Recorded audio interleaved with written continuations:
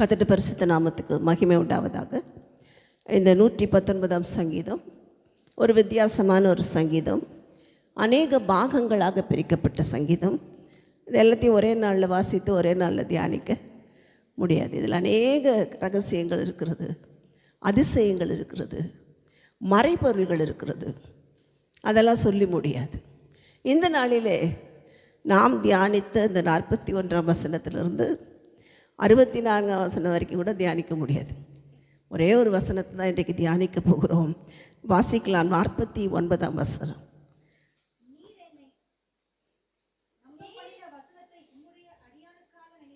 ஆமே, நீர் என்னை நம்ப பண்ணின வசனத்தை உமது அடியானுக்காக நினைத்தருளும்.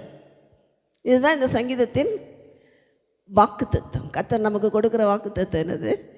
நீர் என்னை நம்ப பண்ணின வசனத்தை உமது அடியானுக்காக நினைத்தருளும். கர்த்தருடைய பரிசுத்த நாமத்துக்கு ஸ்தோத்திரம். சில நேரம் தேவனிடத்தில் நம்ம என்ன செய்ய வேண்டியிருக்கிறது? திரும்ப நினச்சி பாருங்கப்பா அப்படின்னு கேட்க வேண்டிய சூழ்நிலைகள் வருகிறது. அதுதான் அந்த பாட்டில் அருமையாக எழுதியிருப்பார். பாட்டு எழுதினவர் ஜோசப் ஆல்டன் என்கிற ஒரு நல்ல ஒரு சகோதரன். நல்ல எனக்கு அவருடைய பாடல்கள் பிடிக்கும். கர்த்தருடைய பரிசுத்த நாமத்துக்கு ஸ்தோத்திரம். அருமையான வார்த்தைகளாலே, பைபிள் வசனம் தான், வேறு ஒன்றும் இல்லை. அதில் தாவீதுக்கு நான் பொய் சொல்லேன் என்று சொல்லி தாவீதை தேற்றின ஒரு வாக்குத்தத்தம் நம்முடைய வேதத்தில் இருக்கிறது. கர்த்தருடைய பரிசுத்த நாமத்துக்கு ஸ்தோத்திரம். நான் சொன்னதை செய்கிற வரைக்கும் உன்னை கைவிட மாட்டேன் என்று யாக்கோபுக்கு கொடுத்த வாக்குத்தத்தம் வேதத்தில் இருக்கிறது. ஆனால் என்ன வந்தாலும் என்ன இருந்தாலும் நமக்கு பிரச்சனை வந்தோடனே நாம் என்ன பண்ணுவோம்? எல்லாம் பைபிளில் இருக்குது. ஆனால் அதை யூஸ் பண்ணவோ அதை எடுத்து உபயோகப்படுத்தவோ, கையில் கொடுத்த அந்த வாக்குத்தத்தத்தை வைத்து சாவியை போட்டு திறக்கவோ, பூட்டப்பட்டதையெல்லாம் திறந்து அதில் இருக்கிற பொக்கிஷங்களை எடுத்துக்கொள்ளவோ நம்ம யோசிக்கிறதே இல்லை. அதாவது அப்படியே இருக்கும். ஆனால் அழுதுகிட்டே இருப்போம். நடக்கலையே நடக்கலையே நடக்கலையே நடக்கலையே, இன்னும் கொடுக்கலையே. எல்லாமே அப்படியே இருக்கே. இது என்னது? கர்த்தருடைய பரிசுத்த நாமத்துக்கு ஸ்தோத்திரம். நம்முடைய பலவீனம், மனிதர்களுடைய, தேவ பிள்ளைகளுடைய பலவீனம். அதனால தான் இங்கே வாசிக்கிறோம், சங்கீதக்காரர் அருமையான ஒரு ஜெபத்தை ஏறெடுக்கிறார். நீர் என்னை நம்ப பண்ணின உம்முடைய வசனத்தை என்ன செய்யும்? நினைத்தருளும் ஆண்டவரே. அவர் நினச்சிட்டா போதும், வேற ஒன்றுமே வேணாம். சில வேளைகள் இஸ்ரவேல் ஜனங்கள் பாடுபடும் போது, யோசேப்பின் நாட்கள் முடிந்து எகிப்தில் அவர்கள் பாடுபடும் போது இஸ்ரவேல் ஜனங்களை தேவன் நினைவு கூர்ந்தார்னு வாசிப்போம். அப்படின்னா என்ன அர்த்தம்னா, அதற்கான ஏற்ற வேளை வருகிற வரைக்கும் தேவன் அப்படியே போட்டு வச்சிருப்பார். சில விஷயத்தை ஒரு டைம் வச்சுருப்பார் எல்லாத்துக்கும். நம்ம இன்றைக்கே நடக்கணும், நாளைக்கே நடக்கணும். கர்த்தருடைய பரிசுத்த நாமத்துக்கு ஸ்தோத்திரம். ஒரு பர்டிகுலர் பீரியட் வர வரைக்கும் போட்டு வச்சுருவார். நம்ம அவசரம் எப்பயுமே ஃபாஸ்ட் ஃபுட் அவசரம் தான். உடனே பிரியாணி. கர்த்தருடைய பரிசுத்த நாமத்துக்கு ஸ்தோத்திரம். ஃபாஸ்ட்டாக பிரியாணி. ஆனால் தேவன் அப்படிலாம் செய்ய மாட்டார். ஏன்னா அவருக்கு தெரியும், அவர் கொடுக்க போகிற ஆசீர்வாதம் மகிமையானது, அவர் கொடுக்க போகிற வல்லமை வித்தியாசமானது. அதனால் உடனே கொடுத்துட மாட்டார், உடனே நடத்திட மாட்டார். கர்த்தருடைய பரிசுத்த நாமத்துக்கு ஸ்தோத்திரம். சில காலங்கள் காத்திருக்க வைப்பார்.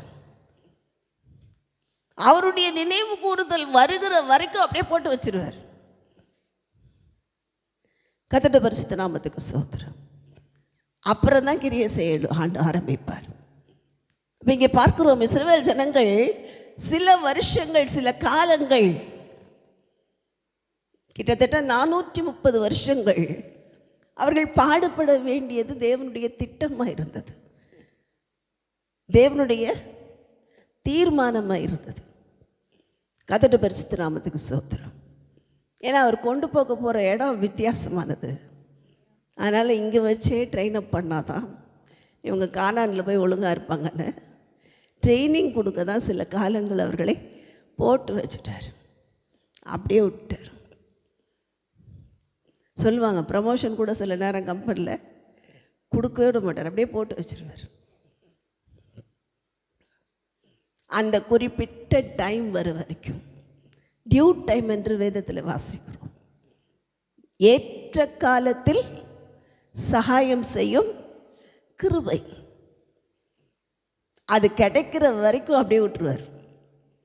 ஏன் நடக்கலை, ஏன் முடியல, ஏன் இப்படி ஆச்சு, எனக்கே இப்படி நடந்துச்சு, எனக்கே இன்னும் நடக்கலை, இப்படியே புலம்புகிறதை பார்க்கிறோம். தேவனிடத்தில் இந்த நாளில் இருந்து என்ன பண்ணுங்கள், ஜெபம் பண்ணுங்கள். நீர் என்னை நம்ப பண்ணின வசனத்தை, வாக்குத்தத்தத்தை நினைவு கூறும் ஆண்டவரே.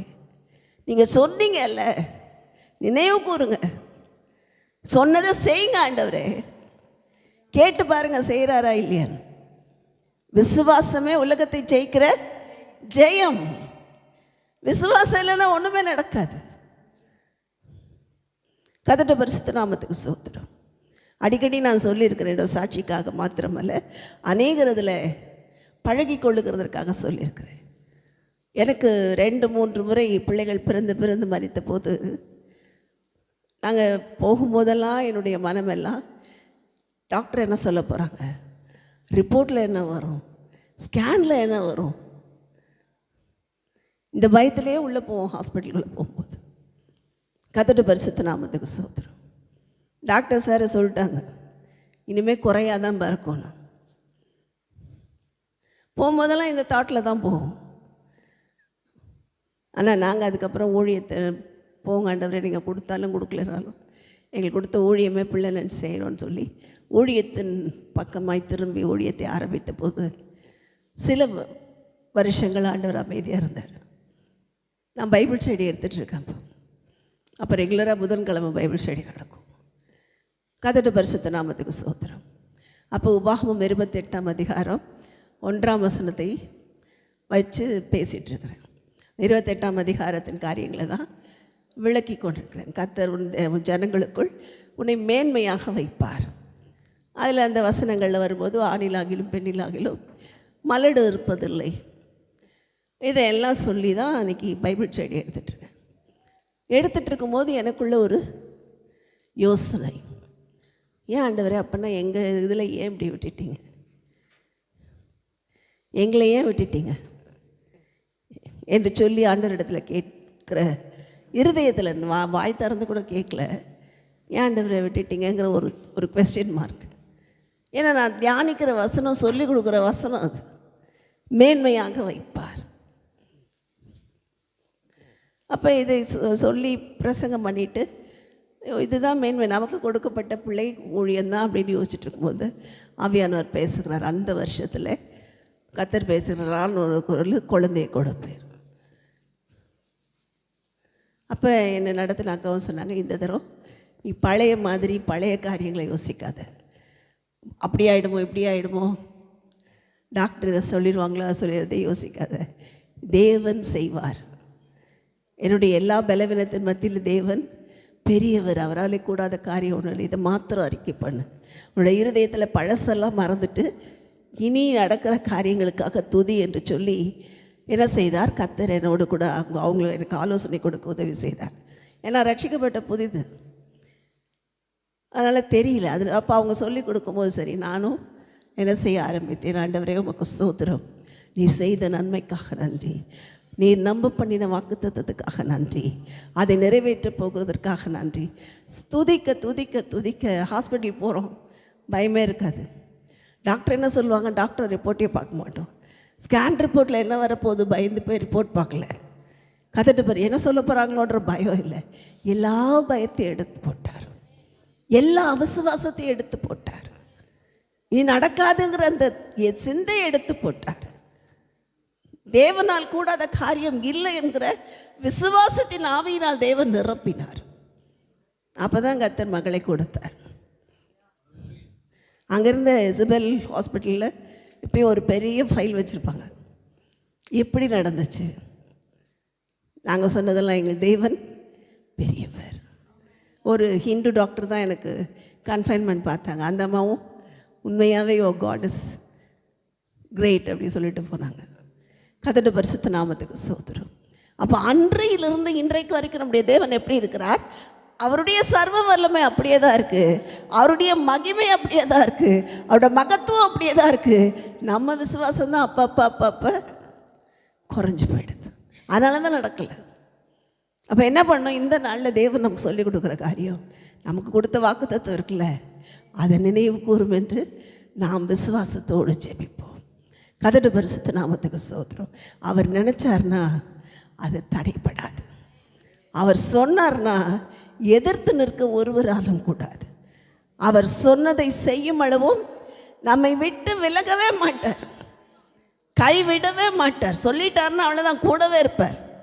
கர்த்தருடைய பரிசுத்த நாமத்துக்கு ஸ்தோத்திரம். பாளையம் இறங்கி பாதுகாப்பார். இந்த மாதம் வாக்குத்தத்தமே அதுதான். கர்த்தர் எப்படி இருக்கிறார்? கர்த்தரோ பயங்கரமான பராக்கிரமசாலியாக என்னோடு கூட இருக்கிறார்.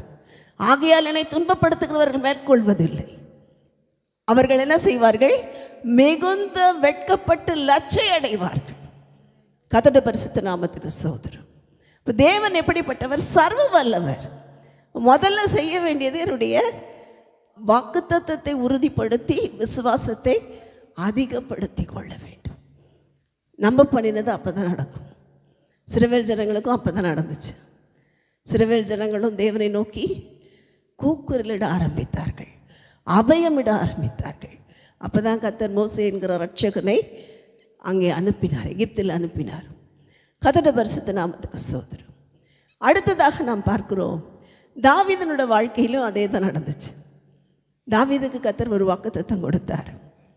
நான் ஒரு வீட்டை உனக்கு கட்டுவேன். அவர் பூமிக்குரிய வீட்டை குறித்து ஒரு புறத்தில் சொன்னாலும், அந்த வாக்குத்தத்தத்தை தேவன் தாவீதுக்கு நிறைவேற்றி கொடுத்தாலும், தேவன் சொன்னது பூமிக்குரிய வாக்குத்தத்தம் மாத்திரமல்ல. அதனால தான் தாவீது எழுதுகிறார், தேவனிடத்தில் என்னோட வீடு இப்படி இராதோ. சாமுவேல் 7ஆம் அதிகாரத்தில் வாசித்து பார்த்திங்கன்னா அதில் எழுதியிருக்கும். எப்படி இராதோ அதில் இருக்க ஆசீர்வாதம்லாம் பார்த்திங்கன்னா வித்தியாசமாக இருக்கும். உலகத்தில் கிடைக்கிற வீட்டை குறித்து அவர் எழுதலை. ஏன்னா இது இங்கே இருக்க வரைக்கும் தான், அங்கே போயிட்டு இதை யார் பார்க்க போகிறா? இது எப்படி இருந்தாலும் அப்படியே தான் இருக்க போகுது. கர்த்தருடைய பரிசுத்த நாமத்துக்கு ஸ்தோத்திரம். அப்போ தேவன் என்ன செய்தார்? தாவீதை குறித்து தாவீதினிடத்தில் சொல்லுகிறார், தாவீதுக்கு நான் பொய் சொல்லேன். தாவீதுக்கு நான் என்ன சொல்ல மாட்டேன்? பொய் சொல்ல மாட்டேன். 132ஆம் சங்கீதத்தில் நாம் வாசிக்கிறோம், உன் சந்ததிக்கு நான் என்ன செய்வேன்? நான் இந்த ராஜ்யத்தை கொடுப்பேன், இந்த தேசத்தை கொடுப்பேன். தாவீதுக்கு நான் பொய் சொல்லேன். கர்த்தருடைய பரிசுத்த நாமத்துக்கு ஸ்தோத்திரம். அப்போ தேவன் நம்மை குறித்தும் நம்முடைய பிள்ளைகளை குறித்தும் நம்முடைய குடும்பங்களை குறித்தும் கொடுக்குற வாக்குத்தத்தம் சூழ்நிலை மாறி போனாலும் எப்படி இருக்கும்? அவர் பொய் சொல்லவே மாட்டார். சொல்லிட்டார்னா அதை அப்படியே செய்வார். ஆனால் எப்படி செய்வார் தெரியாது. அருமையாக பாடியிருப்பார் பாடகர். அவர் சொல்லும்போது எப்படி நடக்கும்னு தெரில, நடந்ததுக்கப்புறம் எப்படி நடந்துச்சுன்னே தெரியல. அதுதான் அவருடைய வல்லமை. சொல்லும்போது இது நடக்குமா? இதெல்லாம் எப்படிங்க முடியும்? 5 ரூபா கையில் இல்லை, நீங்கள் வேறு விளையாடிட்டு இருக்கீங்க. கர்த்தருடைய பரிசுத்த நாமத்துக்கு ஸ்தோத்திரம். சொல்லி முடித்து செஞ்சு முடிச்சதுக்கப்புறம் பார்த்தா 5 ரூபா கையில் இல்லாமல் இருந்தோம். எப்படி நடந்துச்சு? எப்படி நடந்து வந்தோம்? தீயும் தண்ணீரையும் எப்படி கடந்து வந்தோம்? மனுஷர்கள் எங்கள் தலையின் மேல் ஏறி போனார்களே, எப்படி நடந்து வந்தோம்? கர்த்தருடைய பரிசுத்த நாமத்துக்கு ஸ்தோத்திரம். இப்போ எப்படி நடந்ததுன்னு தெரியல, இது எப்படி முடிஞ்சதுன்னு தெரியல. அதுதான் நம்முடைய தேவனுடைய சர்வ வல்லமை. இப்போ இன்றைக்கி தேவன் நம்மிடத்தில் கொடுக்குற வாக்குத்தத்தம். 2வது என்ன பண்ணுங்க? தேவனுடைய வாக்குத்தத்தம் பொய் சொல்லாது. சொன்னார்னா செய்வார். அது எந்த நாளில் செய்வார் தெரியாது, ஆனால் சொன்னார்னா செய்வார். என்னோடய விசுவாசம் பூரணப்படும் போது, ஏற்ற நாள் வரும்போது, ஏற்ற பாதையில் நடத்தும்படி எனக்கு அந்த வாக்குத்தத்தத்தை நிறைவேற்றி கொடுப்பார். கர்த்தருடைய பரிசுத்த நாமத்துக்கு ஸ்தோத்திரம். 3வதாக அவர் நம்ப பண்ணின அந்த வாக்குத்தத்தம் என்ன செய்கிறது? நம்மை வனைந்து கொள்ளுகிறது. யோசேப்பை குறித்து வாசிக்கிறோம். கர்த்தருடைய வசனம் என்ன செய்தது? அவனை புடமிடும். இது இல்லைன்னா பிரச்சனை. சும்மா வாக்குத்தத்தம் நிறைவேறும், வாக்குது அல்லேலூயா அல்லேலூயா. கார் கொடுப்பேனாரு கொடுத்துட்டார், பைக் கொடுப்பேனாரு கொடுத்துட்டாரு. இது இல்லை. அடுத்தது என்ன பண்ணும்? அது புடமிடும். கர்த்தருடைய வார்த்தை நிறைவேறும் அளவும் யோசேப்பை கர்த்தருடைய வசனம் புடமிட்டு, எங்கே வச்சு புடமிட்டது? சிறைச்சாலைக்குள்ளே வச்சு புடமிட்டது. சிறையிலே விலங்குகள் போட்டு ஒடுக்கப்பட்டான். கதட பரிசுத்த நாமத்துக்கு ஸ்தோத்திரம். இப்போ ஏன் சிறையிருப்பு ஆண்டவரே? ஏன் சிறையிருப்பு ஆண்டவரே? எனக்கு ஏன் இந்த சிறையிருப்பு அப்படின்னு கேட்காதீங்க. நம்மை புடமிடுகிறதற்காக தேவன் அனுமதித்தது தான் இந்த சிறையிருப்பு. நம்மை அழிக்கிறதற்கு அல்ல. எப்பெல்லாம் நம்ம வாக்குத்தத்தத்தை உரிமையாக்கி ஜெபிக்கிறோமோ அப்பெல்லாம் சிறையிருப்பு உடைக்கப்படும். அப்பெல்லாம் ஒருவேளை இந்த புடமிடுதல் நம்ம இன்னும் சுத்திகரிக்கும். புடமிட புடமிட வேதம் சொல்லுகிறது, நான் சுத்த பொன்னாய் விளங்குவேன். யோபு சொல்லுகிறார், அவர் என்னை புடமிட்ட பின்னால் எப்படி இருப்பேன்? சுத்த பொன்னாய் விளங்குவேன். ஏசாயாவில் வாசிக்கிறோம், வெள்ளியை புடமிடுகிறது போல என்னை புடமிட்டார். மல்கியா தீர்க்க தரிசன புஸ்தகத்தில் வாசிக்கிறோம், அவர் என்ன பண்ணாராம்? சவுக்காரத்தினால புடமிட்டார். உட்கார்ந்து ரொம்ப அழகாக உட்காந்துட்டார். ஆண்டவர் உட்கார்ந்தா அது வித்தியாசம். நம்ம பக்கத்தில் வந்து உட்கார்ந்தாருன்னா சில நேரம் என்ன பண்ணுவாங்க, பிள்ளை படிக்காது சொல்லி சொல்லி பார்ப்பாங்க, என்னமோ பண்ணி பார்த்துருப்பாங்க, கேட்கல. அம்மா பக்கத்தில் வந்து உட்காருவாங்க. அப்பயே தெரிஞ்சுக்கலாம் என்ன பண்ண போகிறாங்க. அம்மா புடமிட போகிறாங்க. ஒரு கில்லு. நேற்று டிக்டேஷனில் எல்லாம் 3 மார்க் வாங்கிட்டு வந்தியா? தொடையில் 2 திருகுறோட என்ன ஆகிடும்? இந்த புடமிடுதல்ங்கிறது கொஞ்சம் கஷ்டம்தான். கதட பரிசு அப்போ தான் அடுத்த தடவை ஒழுங்காக வரும். அடுத்த நாள் பாருங்கள், டிக்டேஷனில் ஃபுல் மார்க்கு. இது படிக்க தெரியாமல் இல்லை, சோம்பேறித்தனம். ஏன் படிக்கணும்? என்ன பண்ண போகிறாங்க படித்து? அசால்ட்டு, நாளைக்கு பார்த்துக்கலாம். பக்கத்தில் உட்கார வச்ச ஒரு கில்லுன்னு ஒன்று இது அழுதுகிட்டே படிக்கும். அடுத்த நாள் ஃபுல் மார்க். எப்படி வந்துச்சு? புடமிடுதல். சும்மா இருந்தால் நம்ம வீட்டில் இருக்க நாமெல்லாம் ஒழுங்காக சமைக்க மாட்டோம். சமையல் யாராவது குறை சொன்னால் தான் சமையல் ஒழுங்காக வரும். கதட பரிசுத்த நாமத்துக்கு ஸ்தோத்திரம். குறைய சொல்லன்னு வச்சுக்கோங்க, சமையல் நமக்கு ஒழுங்காக வராது. நான் செய்கிறது தான் சமையல் நினச்சிக்கோ, நான் வைக்கிறது தான் சாம்பார், நான் வைக்கிறது தான் கறி குழம்புன்னு நினச்சிக்கோ. என்ன பண்ணுவாங்க, வந்து என்ன குழம்பு வச்சுருக்க திட்டி அப்படி தூக்கி போட்டு போனாங்கன்னா தெரியும், ஐயோ என்னாச்சு. கதட பரிசுத்த நாமத்துக்கு ஸ்தோத்திரம். என்ன பண்ணுவார்? புடமிட வைப்பார். நம்மை என்ன செய்வார்? மனுஷரை கொண்டும் நம்மை சுற்றி இருக்கிறவர்களை கொண்டும் சில வேளைகளில் புடமிடுவார். அவரோட வார்த்தைகள் நம்மை புடமிடும். அவர்களோட வார்த்தை, அவங்க பேசுகிறாங்க பாருங்கள், அப்போ தான் சும்மா இருக்க மாட்டாங்க. நம்ம பிரச்சனையில் இருக்கும்போது தான் நம்மளை இன்னும் துக்கப்படுத்தி குட்டி குட்டி பேசுவாங்க.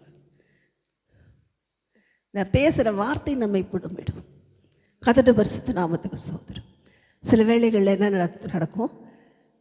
தேவனுடைய வார்த்தை நம்மை புடமிடும். தேவன் பேசுவார், இதெல்லாம் செய்யாத, இந்த பக்கம் போகாதன்னு பேசுவார். அப்போ கர்த்தர் என்ன செய்வார்? நம்மை சீர்படுத்துவார். அப்புறம்தான் அவர் நினைத்தருளுவார். நம்ப பண்ணின அந்த வாக்குத்தத்தத்தை நினைத்தருளி நம்மை ஆசிர்வதித்து அவர் நம்மை உயரத்தில் வைக்கும்போது சத்துரு தொட முடியாது, நமக்கு விரோதமானவர்கள் தொட முடியாது, உலகத்தார் தொட முடியாது, பிசாசு தொட முடியாது. அந்த உயரத்தில், யாருக்கும் எட்டாத உயரத்தில் நம்ம வைத்து ஆசீர்வதிக்க தேவன் உண்மை உள்ளவர். அதனால் இந்த நாளிலே இந்த வாக்குத்தத்தத்தை உரிமையாக்குவோம், அந்தகார சக்திகளை மேற்கொள்வோம். கர்த்தர் தாமே நம்மை ஆசீர்வதிப்பாராக. ஆமென்.